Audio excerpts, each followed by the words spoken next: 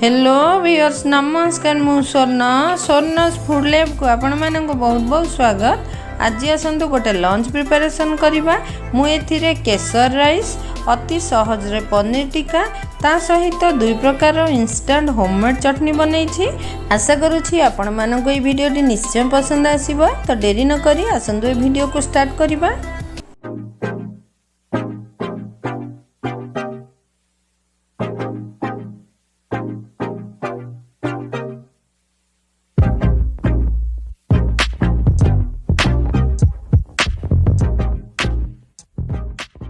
मुझे राइस को बनैबा एठी जीरा राइस यूज करी। आपण माने नॉर्मल अरुआ चावल को लेकिन राइस को बनै पारिबे, किंतु टिके छोटो साइज रो राइस रहले एटार लुक भल आसी थाए और खाइबा को मध्य भल लागि थाए। मु एठी 3 कप ए मेजरिंग कप रे चावल को नै छी। चावल को मेजर कर सारा पर आपको आम भलरे मकोची कि ताको भलरे तार मंड पानी बाहर कला पर्यंत आपको 2-3 थर करके आम भलरे धोई नेबा। बर्तमान तादेर सफिशिएंट पानी देकी एटा आम 10-15 मिनिट पे भिजिबा पई छाड़ी देबा। बर्तमान आसंतु नेक्स्ट प्रोसेस को जिबा। गोटे कड़ाई को गरम करने सेतिरे 3 बड़ चम्मच तेल को दे देबा। तेल टिके गरम हो गले सेतिरे 2टा बड़ अलैच 5-6टा एमती लवंग को ऐड करनबा एवं ताको टिके फ्राई करनबा। सेटा टिके फ्राई गला परे पियाज को एथिरे ऐड करनबा। पियाज मुझे गोटे पियाज नहीं चुन चुन कर काट नहीं। एबे अदा रसुण छेचा को ये ऐड करने आपण मैंने पेस्ट यूज करें।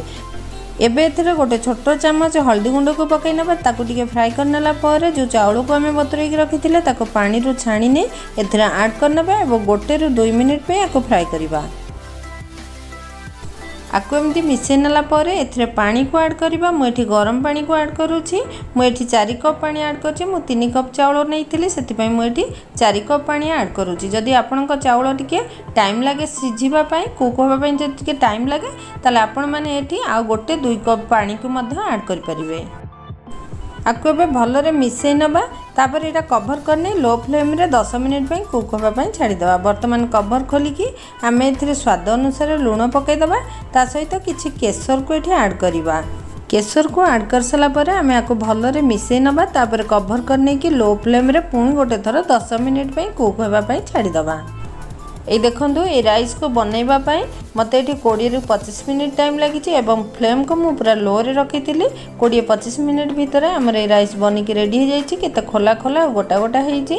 आपण मानक ये राइस रे जदि मीठा पसंद थाए ताले ये गोटे बड़ चम्मच चीनी को ऐड करें। बर्तमान आपको साइड करना और नेक्स्ट प्रोसेस को जीवा।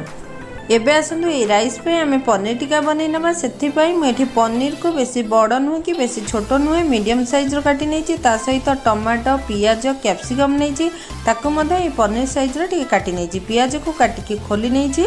एबे आसतु ये पनीर टिक्का मसला देखि नबा। 1/2 टी स्पून धनिया गुंड, 1/2 टी स्पून जीरा गुंड, 1/2 टी स्पून टे कम गोलमरिच गुंड, स्वाद अनुसार लुण, 1 टी स्पून टे कम काश्मीर लंका गुंड, 1 टी स्पून रसुण छेचा। यही पनीर टिक्का को आम पूरा देसी स्टाइल बनैबा। ये मुझे किसी कटा धनिया पत्र नहीं सहित 1 टी स्पून लेंबू रस नहीं। आपण मैंने चाट मसला यूज करें। 1 टी स्पून ये रिफाइन ऑयल को नहीं। यही सब मसला को प्रथम गोटे बाउल में देदेबा और भलरे मिसई नबा। पूर्वर ऑलरेडी चैनल रे तावा पनीर टिक्का तंदूरी पनीर टिक्का रेसिपी अपलोड अच्छे। मुझे लिंक डिस्क्रिप्शन बॉक्स रे कि आई बटन दे देथिबे। आपण माने सेठी जाइए चेक करें।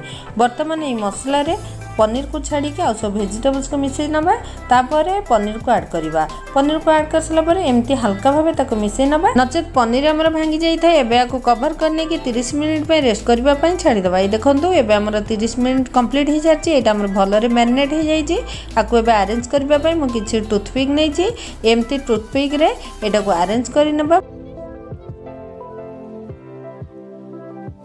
ये देखो ये आमर गोटे स्टिक रेडी हो जाए। आम सब स्टिक गुड़क एमती रेडी करना। एबे आमर सब स्टिक गुड़क रेडी हो जाए। एबे आसतु गोटे तावा आपको सेकी नबा। प्रथमे तावा को लो फ्लेम रे रखी नबा। तापर ये स्टिक गुड़े को दे सारा पर आम गोटे बड़ चम्मच सोरिष तेल को एमती बुले नबा। मुझे नॉन स्टिक रे बनाऊँगी से पर तेल को ऐड करी। आपण मैंने जब आयरन तावा नि प्रथमे तेल को आयरन तावा देके भलरे गरम करने। तापर ये टिक्का गुड़ी को ऐड करने।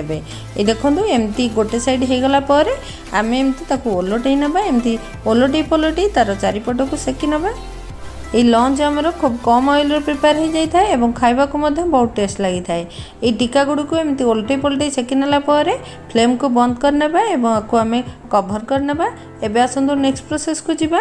मुझे चटनी बनवाई किसी दही नहीं और टमाटो सॉस नहीं। प्रथम आसतु दहीर चटनी को बनई ना। यही चटनी रे मुझे किसी मसला यूज करी।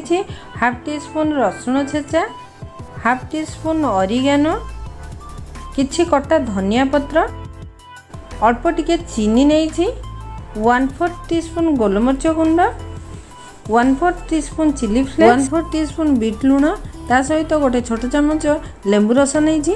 आपण मैंने या जगह चाट मसला यूज करेंगे। यही सब मसला को दही रे देकी सेटा को भलरे मिसई नबा। लास्ट रे एमती गोटे चमच मेयोनीज को दही रे ऐड करनबा। या द्वारा बहुत भल टेस्ट आसता। एटा ऑप्शनल अछि, आपण एटा स्किप करिकी ए चटनी को बनै परिबे। वर्तमान आसंतु टमाटर चटनी को बनै नबा। गोटे बड़ चमच टमाटो सॉस रे गोटे छोट चमच सेजवान चटनी को ऐड करिबा। ता सहित मुझे गोटे छोट चमच रु टिके कम ऑरिगेनो ऐड करूछि। ता सहित गोटे छोट चमच रु टिके कम रसुण छेचा को ऐड करनौछि एवं एटा भलरे मिसै नौछि। ए चटनी गुड़िक आमर टिके गार्लिक फ्लेवर होइथिले ए राइस सहित खाइबा को बहुत भल लागि थाए। वर्तमान आसंतु आम ए राइस को सर्व करनबा।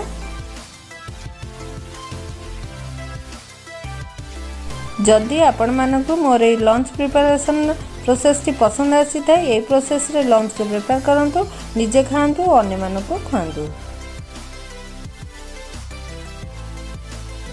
यदि आपण मानकु ए रेसिपी टी भल लगी थाए तेबे लाइक करंतु एवं कमेंट सेक्शन रे कमेंट करी निश्चय जणातु।